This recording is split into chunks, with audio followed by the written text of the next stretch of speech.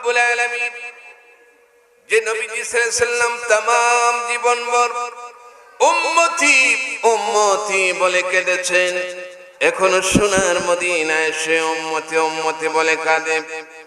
কিয়ামতের দিন মুসিবতের সময়ে तमाम পয়গম্বরগণ যখন নফসি নফসি বলে হয়রান পেরেশান হয়ে পড়বে, কেউ কারো জন্য সুপারিশ করবে না, কেউ কারো সাহায্য করবে না, বন্ধু বন্ধু থেকে পলায়ন করবে, বাবা ছেলের পরিচয় দিবে না, মা মেয়ের পরিচয় দিবে না।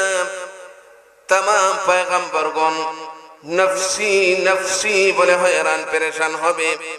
একমাত্র রাহমাতুল লিল আলামিন শফিউল মুযনিবিন উম্মতের কান্ডারি নবীজি সাল্লাল্লাহু আলাইহি ওয়াসাল্লাম হাবলি উম্মতি উম্মতি বলে উম্মতের জন্য পাগল পারা হবে। সে কঠিন মুসিবতের সময় তোমার হাবিবের শাফায়াত আমাদের জন্য মঞ্জুর করো গো আল্লাহ। আমার ভাইরা জবান খুলে আল্লাহকে ডাক দিবেন আল্লাহ।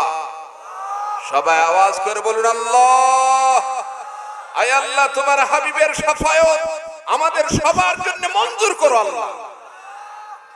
আয় আল্লাহ তাআলা মশরিক থেকে মাগরিব পর্যন্ত, শিমাল হতে জুনুব পর্যন্ত যত মুসলমান নর নারী যারা পরিমাণ ঈমান নিয়ে কবরে শুয়ে আছেন, প্রত্যেকের আরওয়াহ পরের হাদিয়া পৌঁছায় দাও রব্বুল আলামিন। বড় মনে পড়ে গেল বাবার কথা, মায়ের কথা, যে বাবার কথা ভুলে যায় না।